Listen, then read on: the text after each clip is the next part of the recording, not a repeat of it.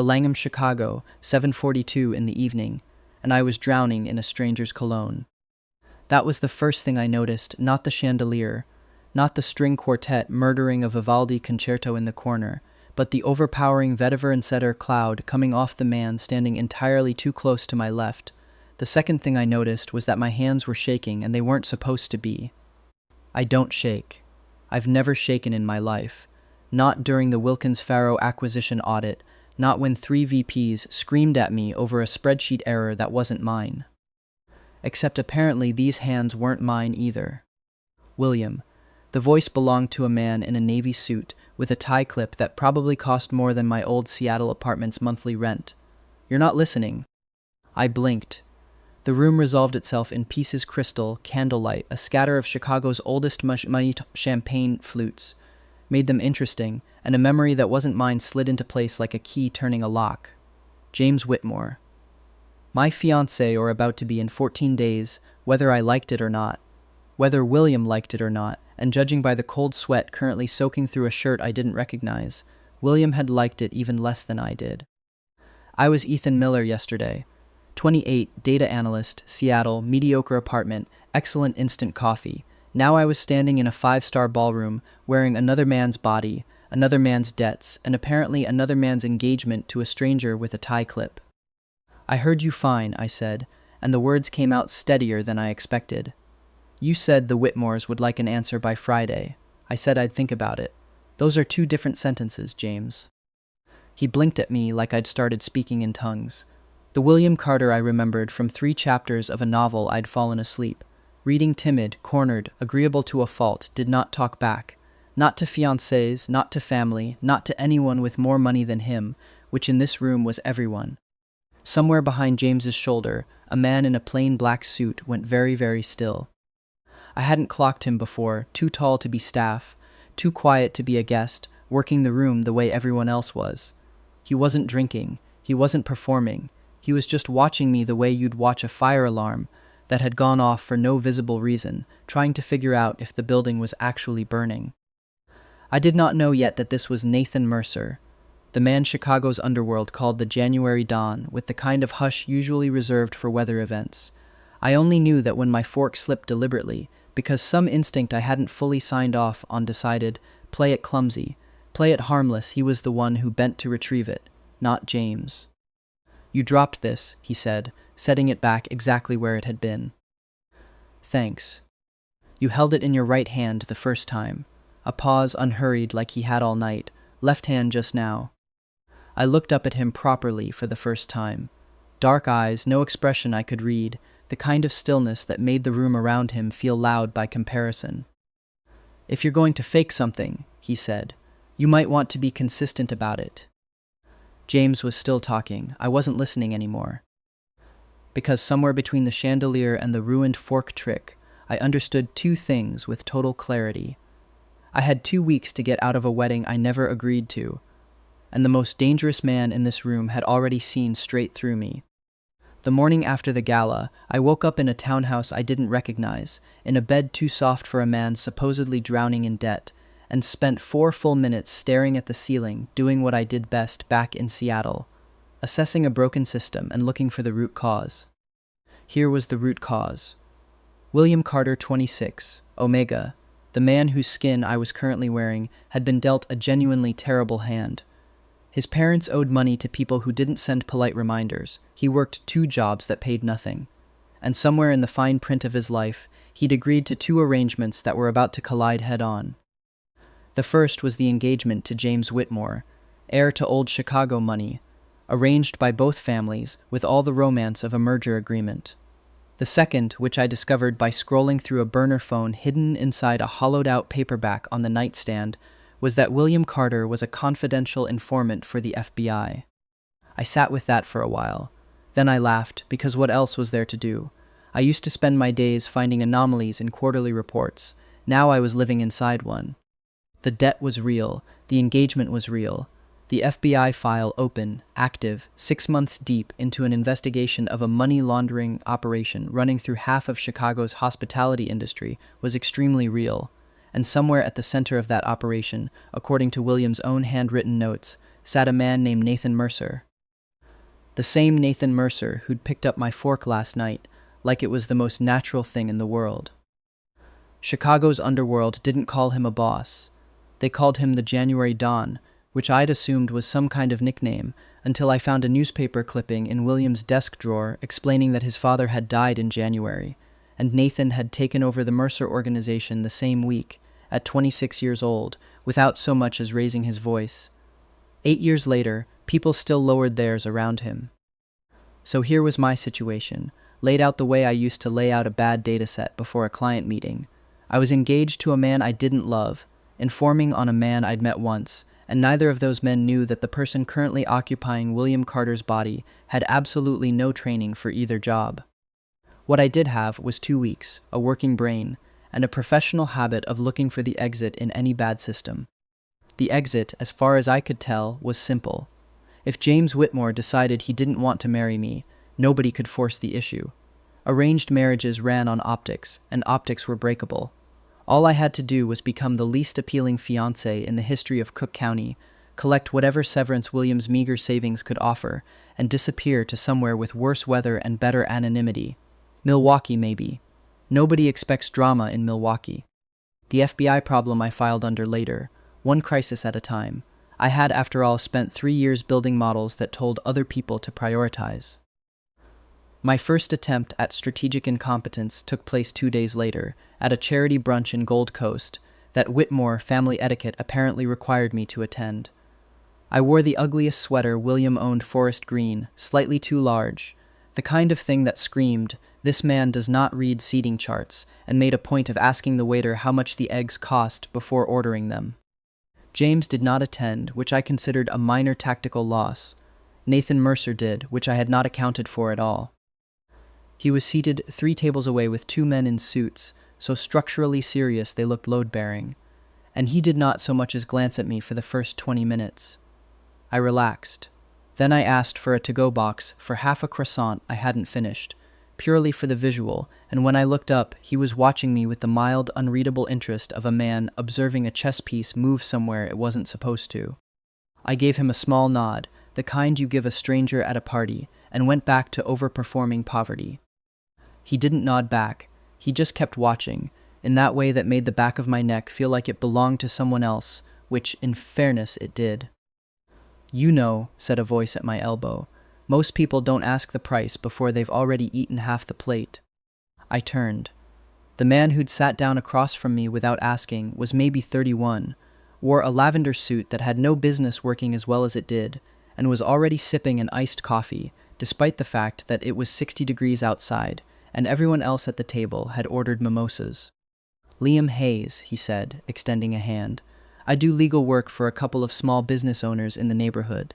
You're William, right? James's William?" "Just William is fine," I said. "The James's part is under review." Liam laughed like I'd said something much funnier than I had, which I would later learn was simply how Liam responded to anything he found refreshingly honest. He had the easy, unbothered energy of someone who'd learned early that most rich people's problems weren't actually that serious, and he treated the Gold Coast crowd the way you'd treat a mildly annoying dog affectionately, but without taking any of it too seriously. "I like you already," he said. "Everyone here talks like they're being deposed. You talk like a person." I decided on the spot that I liked him too. It would take longer to understand that Liam Hayes was going to become the only person in Chicago who'd eventually know the entire truth, Ethan William, all of it, and simply shrug and ask if that meant I got 2 birthdays now.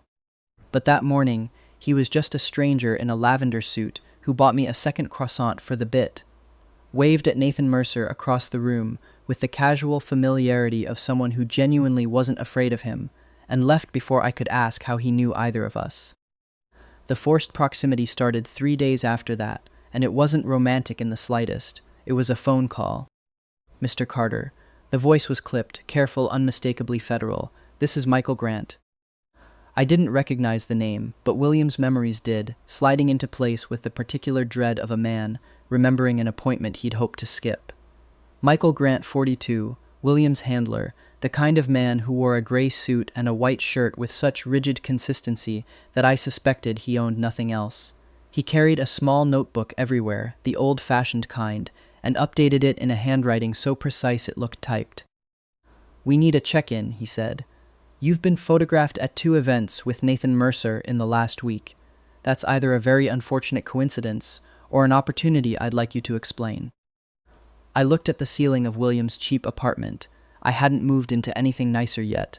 That indignity was still ahead of me, and thought about how, 48 hours ago, my biggest professional concern had been a mislabeled column in a spreadsheet.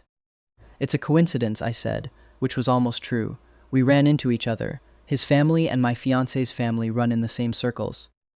"Good," Michael said, in the tone of a man who did not believe me and had decided not to push yet. "Keep running into him. If Mercer's organization is half of what we think it is, proximity is more than we've had in 6 months. Anything relevant, you send straight to me. Don't sit on it."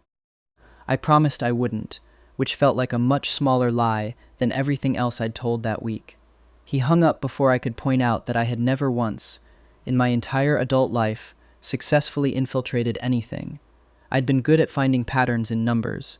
Nobody had trained me to be interesting to a man who ran Chicago's Underworld quietly enough that most of the city didn't believe the rumors. 2 crises, then.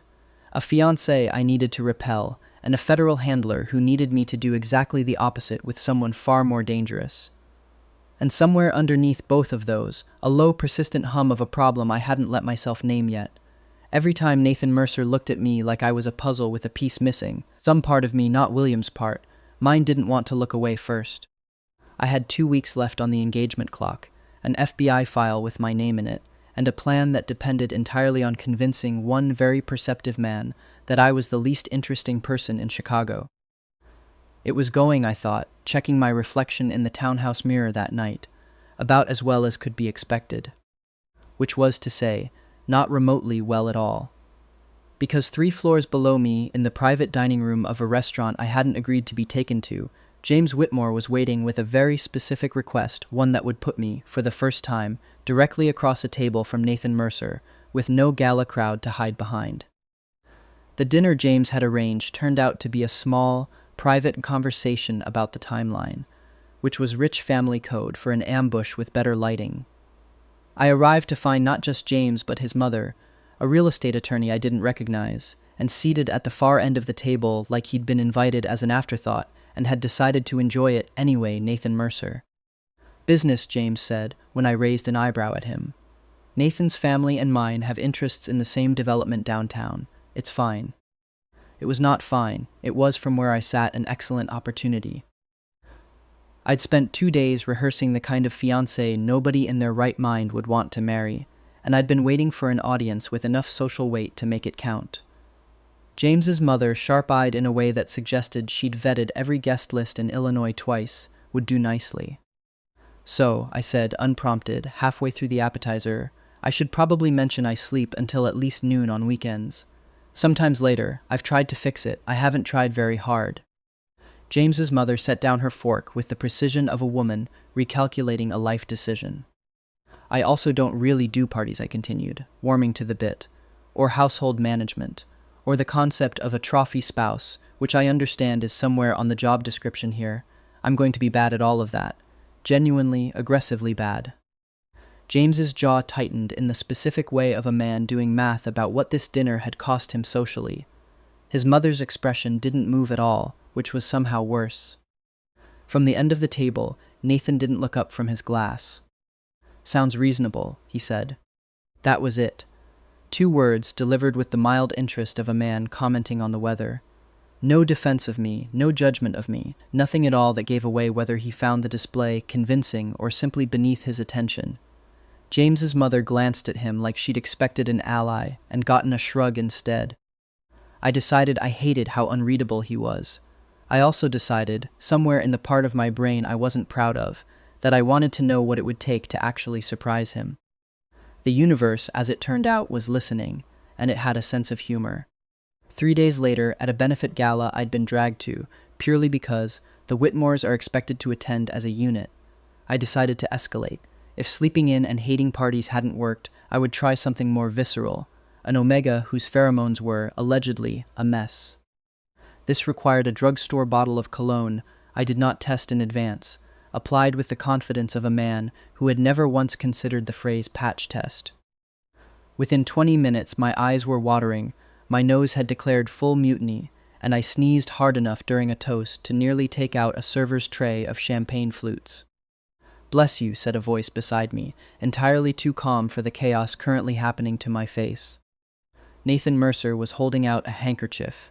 An actual handkerchief, ironed, the kind of thing I hadn't seen a man carry unironically since I stopped watching period dramas with my mother. "I'm fine," I said, in the congested voice of a man who was extremely not fine. "You've sneezed 6 times. I'm allergic to something." "You're allergic to whatever you sprayed on your collar an hour ago," he said. "I could smell it from across the room. So could the 3 other people who moved away from you during cocktail hour." I took the handkerchief because dignity was already a lost cause. This was supposed to make me seem unstable. "It made you seem congested," he said. "Different effect entirely." I blew my nose gracelessly, directly in front of the most feared man in Chicago's underworld, and thought, this is genuinely the worst week of either of my lives, and I've lived 2 of them now. "Next time," he added, already turning to leave, "warn me before you try to poison yourself. I'd rather not have to explain a medical incident to my security detail." I stood there holding his handkerchief like a very confused prize and realized with something between horror and reluctant amusement that my sabotage campaign had officially become his problem to manage. Which was not the plan. The plan had never once included Nathan Mercer developing what I could only describe as logistics concerns about my well-being. The moment that actually mattered came a week later, at a networking event near Willis Tower that I'd been sent to, purely because Michael Grant wanted eyes near a specific circle of investors. I had exactly 1 job, look unremarkable. I had done this job successfully for going on 3 weeks. Then someone put a printed investment summary in front of me while making small talk, the way rich people do when they want you to be impressed and aren't expecting you to actually read it. And my brain, Ethan's brain, the one that used to catch a misplaced decimal point from across a conference room, did what it always did with a spreadsheet full of numbers that didn't add up. "This line's double counted," I said, before I'd fully decided to say anything at all. "The Q3 revenue for the Halstead property shows up again under the joint venture total. That's inflating the number by about 11%. The table went quiet in the specific way rooms go quiet when someone says something true that nobody expected them to notice. "Force of habit," I added, a beat too late, reaching for my drink like it might explain anything. "I read too many annual reports for fun. It's a whole personality flaw." Nathan, 3 feet away and clearly not as absorbed in his own conversation as he'd appeared, looked directly at the summary. Then at me. Something shifted behind his eyes, not suspicion exactly. Something quieter and more dangerous. Interest. "A personality flaw," he repeated, like he was trying the sentence on for size and finding it didn't fit. "Very serious condition. I once corrected a menu's tax math on a first date." He didn't answer. He didn't need to. I'd spent 3 weeks building the case that William Carter was harmless, disorganized, and entirely unequipped to survive in a room like this one, and I'd just undone about 60% of that work in 11 seconds, in front of the one person whose good opinion of my incompetence I actually needed. I excused myself to get a drink I didn't want and spent the next 10 minutes internally reviewing every decision that had led me here. Quietly, without telling anyone, I also photographed the summary on my phone and emailed it to myself under a subject line boring enough that nobody would ever open it by accident. Old habit. If a number looked wrong, you didn't just notice it, you kept it, in case you needed it later. I had no idea yet how badly I'd need it. Nathan found me by the bar. He didn't say anything about the spreadsheet. Instead, he set a small velvet box on the counter between us, unassuming, the kind of thing you'd miss if you weren't looking for it. "This was my mother's," he said. "A cufflink. I found the other one a while back, in a pawn shop 2 blocks from where you grew up, according to your file." I opened the box. A single silver cufflink, engraved with a small compass rose, sat inside. "I don't know why I'm telling you this," he continued, which was, for a man who volunteered nothing, the closest thing to an admission I'd heard from him yet. I bought the matching one on a hunch I never fully explained to myself. I stared at the cufflink and felt something unfamiliar settle in my chest, not William's memories, not mine, something that belonged to neither life exactly. Maybe it doesn't mean anything, I said, mostly to convince myself. Maybe you just like compasses. Maybe, he agreed, in a tone that suggested he believed that about as much as I did, and closed the box again, tucking it back into his jacket rather than handing it over. I'll keep it a little longer, until I know what it means. Neither of us mentioned it again that night, but I noticed, over the following weeks, that he never once brought up giving it away for good like a man, holding on to a question until he was sure of the answer. Whatever that moment was, it lasted exactly as long as it took James Whitmore to find us at the bar and inform Nathan, with the strained cheer of a man performing calm, that the Mercer-Whitmore joint venture numbers needed a second look before Friday. Nathan's expression didn't change. "They do," he said. "William caught it an hour ago." James looked at me like I'd personally rearranged his understanding of the evening. "You caught it." "Personality flaw," I said again, because apparently that was my only defense at this point, and it was getting weaker every time I used it. James didn't buy it. Neither, I suspected, watching the calculation move behind his eyes. Did the man standing a few feet further back, an older gentleman in a three-piece suit, silver pocket watch chain visible at his vest, silver-rimmed glasses catching the light. He hadn't spoken to me at all that evening. He didn't need to. He'd simply watched the whole exchange the way you'd watch a stock you were considering shorting. That was my first real look at Robert Mercer, 56, Nathan's uncle, senior advisor to the Mercer organization, dressed like he'd stepped out of an era with better manners and worse morals.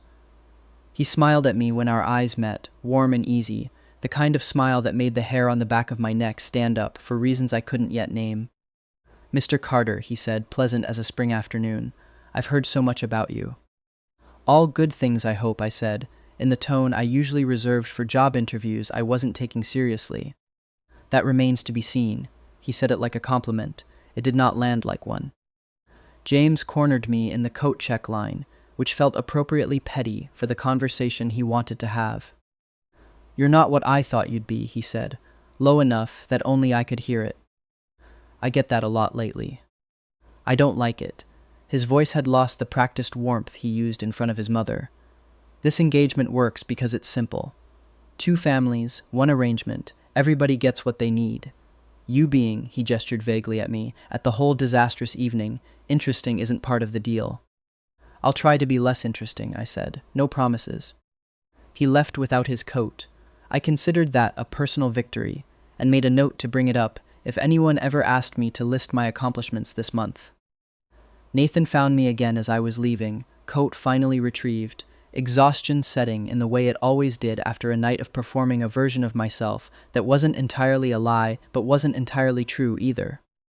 "I have a proposal," he said without preamble, which I was beginning to understand was simply how he operated. Everything stated plainly, nothing wasted. "I'm engaged to someone else as of currently." "That's the proposal." He almost smiled, a fraction of movement at the corner of his mouth that vanished before I could be sure I'd seen it. "You need a reason to end things with James that doesn't make your family the villain. I need to stop fielding introductions to every eligible Omega in Illinois. We solve both problems by being seen together. Publicly, convincingly." "Fake dating," I said. I wouldn't have used that phrase, but yes. I thought about the 2 weeks ticking down on my engagement clock, the FBI file with my name in it, Michael Grant's voice on the phone telling me proximity was more than they'd had in 6 months, and the cufflink he'd kept in his own pocket instead of mine, which I had absolutely, definitely not thought about since. "Fine," I said, "but I have terms." "Of course you do." "I keep sleeping until noon on weekends." This time the almost smile made it all the way to an actual one, brief and startling, gone as quickly as it arrived. "Negotiable," he said. "Non-negotiable," I corrected. "We'll discuss it," he said, already walking toward the door. 2 days later, the Whitmores quietly informed my family that the engagement announcement would be postponed indefinitely, pending business considerations, which was rich family code, for nobody wants to be photographed with the Mercer's new favorite person standing this close to the drama.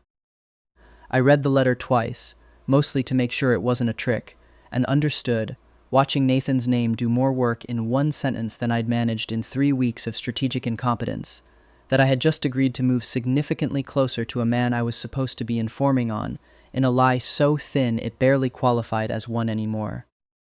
Behind me, near the coat check, Robert Mercer was still watching. He raised his glass in my direction, a small, courteous gesture, the kind you'd give a worthy opponent. I did not raise mine back. Some instincts, apparently, transferred across bodies just fine. The trap, when it came, was dressed up as an ordinary Thursday. Nathan's assistant called it a shareholder briefing, which was corporate enough to be believable and vague enough that I didn't think twice about attending. I should have thought twice. In my experience, both lives combined any meeting with a name that boring is usually hiding something considerably less boring underneath. I found out how much less boring exactly 4 minutes before it started. Standing outside a conference room on the top floor of a hotel I couldn't pronounce the name of, when Liam Hayes appeared at my elbow, wearing an expression I hadn't seen on him before. Liam did not do serious. Liam did iced coffee in January and jokes about depositions. This was Liam looking like he'd read something he wished he hadn't. "They pulled your FBI file," he said, low and fast. "Robert's people. It's going up on a screen in there in under 5 minutes, in front of every lawyer and investor Nathan answers to." I felt my stomach do something unpleasant. Not because I hadn't expected Robert to move. Eventually, a man who watched me the way he had at that gala doesn't stay patient forever, but because I'd expected weeks, not minutes. I also felt something closer to relief than I would have guessed, because I'd spent the last 2 weeks quietly building exactly this file, for exactly this occasion. Ever since the joint venture numbers at Willis Tower, I'd been pulling every public filing I had legal access to on the shell companies routing through the Mercer-Whitmore development, cross-referencing them against transfer dates, the way I used to reconcile a budget nobody else wanted to look at closely. I'd sent Michael Grant a copy the week before, flagged as possible pattern, still confirming the kind of thing you file and forget about until you need it fast. This, apparently, was fast. "Does Nathan know?" I asked. "Nathan," said a voice behind me, "has known for longer than you'd like." I turned. He looked exactly the way he always did before something difficult, unhurried, unreadable, dressed like the day owed him nothing. Which was, I was starting to understand, precisely how he looked right before he took something apart. "You knew I was an informant," I said. It wasn't really a question anymore. Too many small things had added up over the past few weeks. The background check he'd mentioned once, and never again, the way he'd never once asked how I'd learned to read a balance sheet like a man who'd done it professionally. "Since the week after the gala," he said. "I had you looked into before I ever proposed the arrangement. I don't share my name with strangers I haven't vetted." "And you still?" "Asked you to fake date me? Yes." A pause, precise as everything else about him. "You walked into my world for a reason that had nothing to do with my money or my name. That's rarer than you think." I didn't have time to sit with that properly, because Robert Mercer chose that exact moment to open the conference room doors himself, smiling the same warm, unhurried smile he'd given me over a raised glass weeks earlier. "William," he said, "please join us. We were just about to discuss you." The room was worse than I'd braced for, maybe 20 people. Lawyers in dark suits, 2 board members I recognized from the society pages, and at the head of the table, a projector screen already glowing, with the header of a federal document that had absolutely no business being in this building. Robert didn't waste time on subtlety. He rarely seemed to. "For those unaware," he said, addressing the room like he was delivering good news, "Nathan's companion is a confidential informant for the FBI, has been for some time. He entered this family's orbit under a false identity, embedded himself with my nephew's affections, and has been feeding federal investigators information this entire time." He turned to Nathan with an expression of theatrical regret. "I raised you better than to let sentiment compromise the organization. A Don cannot keep an informant at his side. Surely even you see that." A murmur went through the room, the specific sound of expensive people recalculating their exposure to a scandal. I set my laptop bag down on the table with more calm than I felt, mostly because panicking wasn't going to help, and I'd learned a long time ago in the old life, the one with spreadsheets instead of syndicates, that the best way to survive a room turning against you was to make sure you had better numbers than they did. Also, honestly, I was still due back home in time to reheat leftovers before this got out of hand, and that thought was doing more to keep me upright than anything Robert had said so far. "You're right," I said, "about the informant part." Robert's smile widened slightly, the smile of a man watching his plan land exactly where he'd aimed it. "What you're missing," I continued, opening the laptop, "is what I was actually informing on." I turned the screen toward the room. Weeks of financial records Williams patiently gathered, cross-referenced with the shell companies I'd traced back through public filings, anyone technically had the right to access, if they knew where to look and had, say, 3 years of professional experience finding exactly this kind of pattern. "These are yours, Robert," I said, "not Nathan's. 4 shell companies routing funds through the Whitmore-Mercer joint development, forged signatures on 2 of the transfer authorizations, and a timeline that puts every single wire transfer within 48 hours of a payment to my fiancé's family, the same payment that conveniently pushed my engagement to James forward by 6 weeks. You didn't just launder money through this deal. You engineered my marriage to keep me useful and close, and you did it badly enough that a man who was, until very recently, mostly known for being late to his own life, found it in under a month." The room had gone very, very quiet.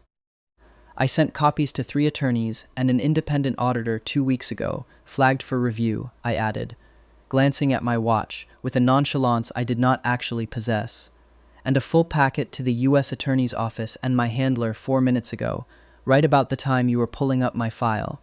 I figured you'd get around to something like this eventually. I'm efficient that way. It's the one useful thing about me nobody's managed to fake yet." Robert's smile did not so much fall as evaporate, all at once, the way a magic trick looks once you've spotted the wire. "You taught me a lot about staying calm while manipulating people," I said, closing the laptop. "I'm just applying it. Try the tiramisu on your way out. I hear it's excellent, considering." James, seated near the back of the room, I hadn't even clocked him until now, apparently invited to witness whatever humiliation Robert had planned for me, made a small, involuntary sound that might have been a laugh he immediately regretted. "You knew about this?" he said to Robert, with the particular betrayal of a man realizing his own engagement had been a pawn in someone else's game the entire time. "Careful," I told him, not unkindly. "I'm not suing you for a broken heart. My lawyers are suing you for something considerably less romantic." Someone at the far end of the table actually laughed. Robert did not. Nathan hadn't said a single word since I'd opened the laptop. He'd simply watched, arms loosely crossed, with the stillness of a man who already knew how this was going to end and was allowing the room the dignity of catching up. Now he stepped forward, and the temperature of the room changed with him, not colder. Exactly, just heavier, the way air feels right before weather arrives. "Robert built this meeting to force a choice," he said, addressing the table, though I understood he was really talking to his uncle. "Cut the informant loose, keep the organization clean. That was the offer." He turned, finally, to look at Robert directly. "You assumed I'd choose the organization." Nathan, Robert started. "You manipulated an engagement to control an FBI investigation, and then brought federal evidence into a room full of my board to force my hand," Nathan continued evenly, like he was reading a ledger instead of ending a man's career. "You didn't just underestimate William. You underestimated how thoroughly I'd already made my choice before you tried to take it from me." He looked at me then, and for one unguarded second, the unreadable stillness cracked into something almost like relief. "He's not going anywhere," Nathan said, to the room, to Robert, to the 2 board members already reaching for their phones. "If that's a problem for anyone at this table, we can discuss your position too." Nobody said a word. Robert's lawyers were already exchanging the specific, panicked glances of men calculating billable hours against a sinking client. Robert left the conference room 20 minutes later, flanked by 2 attorneys who would spend the rest of the week distancing themselves from every decision he'd made in the last calendar year. His voting rights were suspended before the elevator doors closed behind him. I sat down heavily in one of the abandoned conference chairs, once the room had mostly emptied, laptop still open in front of me, and realized my hands were shaking again, not with fear this time, just the ordinary aftershock of adrenaline leaving a body all at once. Nathan sat down next to me, close enough that our shoulders nearly touched, and said nothing for a long moment. You could have warned me you already knew about the FBI file, I said finally. Weeks ago would have been nice. I could have, he agreed. I wanted to see what you'd do with the time instead. That's a deeply unsettling answer. It's an honest one. He glanced at me, something warmer than his usual stillness settling into his expression. For what it's worth, whatever your name actually is. That's the thing, I said, before I could think better of it. 2 weeks of carrying it alone had apparently used up my patience for carrying it any longer. It's not just an expression.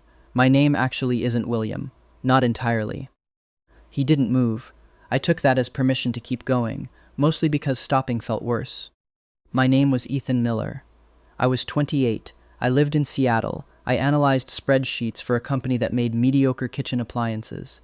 I fell asleep reading a novel about a mafia boss and an Omega informant, and I woke up as the Omega informant 3 weeks before his wedding, with none of his training and all of his debts. I risked a glance at him. William Carter's still in here, technically. I just seemed to have moved into the building without asking. For a long moment, Nathan said nothing at all. I braced for the particular kind of silence that meant a man was reconsidering every decision that had led him to a chair next to me. In the novel, he said finally, did I marry anyone? Whatever I'd expected, it wasn't that. What? You said you read it. Before all this, he gestured vaguely at the room, the laptop, the whole absurd shape of the afternoon. I'm asking if I married someone in it. No, I said, once I'd recovered enough to answer. You barely had a subplot. You were terrifying and mysterious for about 4 chapters, and then the story moved on to more interesting people. Good, he said, with the flat satisfaction of a man crossing an item off a list. That's what you're focused on? Not the part where I told you I'm technically a different person from a different city? I heard that part. He considered it. In the unhurried way he considered everything. You're still the person who caught a mistake in a fraud scheme in 11 seconds, and then lied about it being a guess. Whatever city that started in doesn't change much from where I'm sitting. I laughed, a little unsteady, mostly relief. 2 weeks ago, I'd been planning to disappear to Milwaukee. Instead, I was sitting in a hotel conference room that smelled like burnt coffee and expensive cologne, having just publicly dismantled a man's entire criminal enterprise with a spreadsheet, having just told the most dangerous man in Chicago that I wasn't even technically the person he'd started falling for, and he'd asked about his own subplot instead of walking away. For the first time since I'd woken up in this body, none of it felt like a countdown to disaster. It felt unexpectedly, like the start of something I hadn't planned for at all. Robert Mercer's fall took exactly 19 days, which I know because I counted the same way I used to count days until a quarterly deadline, except this deadline ended with a man losing everything, instead of a spreadsheet getting filed on time. The board stripped his voting rights within the week. The independent auditor I'd flagged early found enough irregularities in the shell companies to keep 2 law firms busy for months, and by the time the U.S. Attorney's Office formally opened its case, most of Robert's old allies had already found somewhere else to be. Liam, who'd apparently appointed himself the unofficial news anchor of the entire saga, texted me updates with headlines like "Bricking. Man who once made a caterer cry is now personally answering his own emails." And Robert just got seated at the worst table at a fundraiser. I saw it happen. I have no notes. It was beautiful. Nathan didn't gloat. That wasn't really in his nature. But I noticed he stopped mentioning his uncle at all after the 3rd week. The way you stop mentioning a room you've already finished cleaning out. James, for what it's worth, disappeared from my life with considerably less fanfare. His family quietly ended the engagement negotiations by mutual agreement, which was generous phrasing, for the Whitmores did not want to be photographed anywhere near a federal indictment. The last I heard, he'd taken up sailing. I hoped sincerely that a boat could not gossip about spreadsheets. The FBI case closed 9 weeks later. Michael Grant called to tell me himself, gray suit voice unchanged even over the phone, and informed me without a trace of humor. Because Michael did not appear to own any that my early flagging of the shell companies had let the Bureau move a full quarter ahead of schedule, and that I would be receiving a formal letter of thanks. The letter, when it arrived, was exactly as warm as a tax form. I read it out loud to Nathan over breakfast in a voice flat enough to match. Your assistance was instrumental in the successful prosecution of financial crimes across multiple jurisdictions. I read.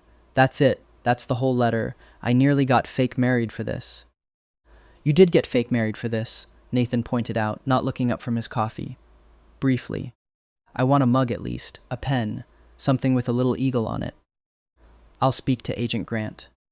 Don't. He'll actually do it, and it'll be the least enthusiastic mug I've ever owned.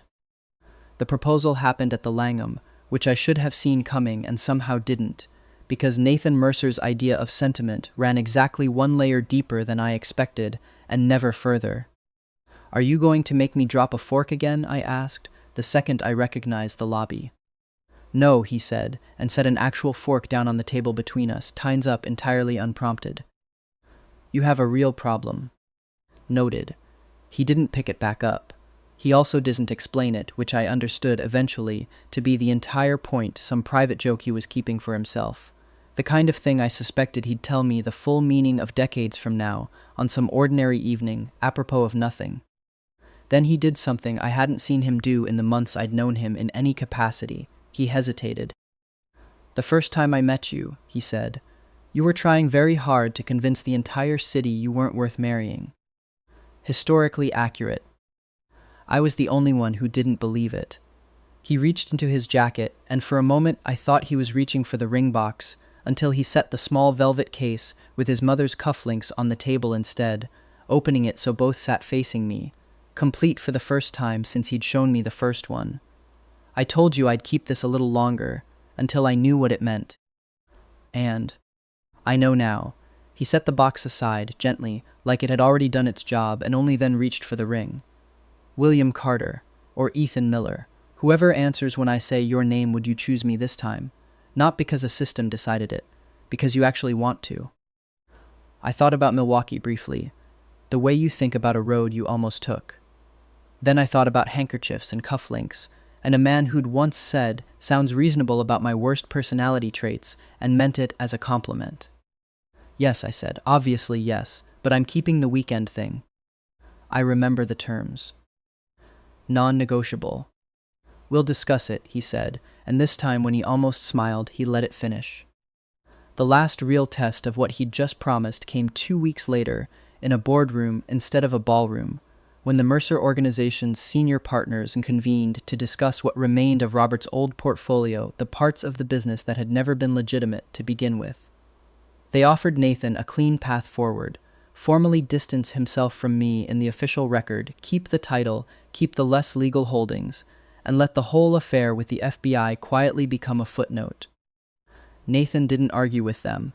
He simply took the heavy signet ring he'd worn since he was 26, the one that marked him as the January Dawn, the one I'd never once seen him take off, and set it on the table in front of the partners, the same unhurried way he'd once set down a fork.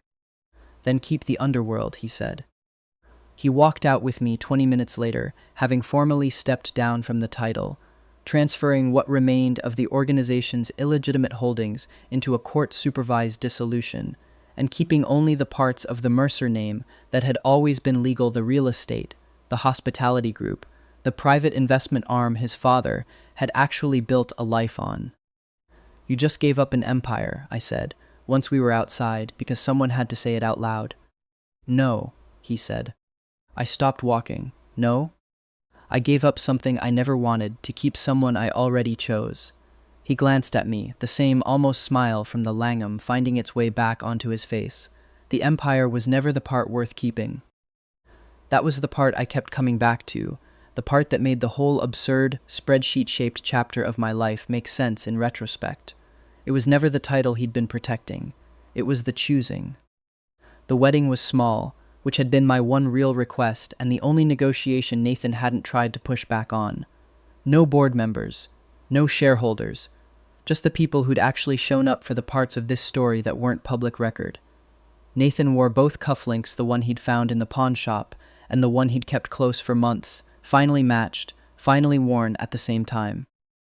Liam gave a best man speech that ran 12 minutes longer than anyone had agreed to, most of it dedicated to explaining, in escalating detail, How a man who once made an entire boardroom go silent by clearing his throat now texted Liam things like, "Is William actually upset or just hungry? Please advise, this is important." For the record, Liam finished, raising his iced coffee like it was champagne. The answer is usually hungry. Feed him first. Ask questions later. That's the secret to this entire relationship. Michael Grant, attended in the same gray suit he wore to everything, handed me an envelope I assumed contained a card, and it turned out to contain a single index card that read, "Please stop accidentally solving federal cases on your honeymoon. I have never loved a piece of stationery more." A year in, most of what people imagine about marrying a former Don turned out to be considerably less dramatic than advertised. Nathan wound down the last of the organization's affairs with the same quiet precision he'd used to run them, keeping the hospitality and real estate holdings that had always been legitimate, and discovered slowly, with visible personal offense, that running a normal business required roughly 4 times as many meetings as running an empire had. I opened a small data consulting firm out of a converted storefront near our place, helping companies catch exactly the kind of fraud I'd once stumbled into by accident. My first client was, unsurprisingly, one of Liam's law firm contacts, who paid me almost entirely in favors and gossip. Nathan still couldn't choose an oat milk at the grocery store to save his life.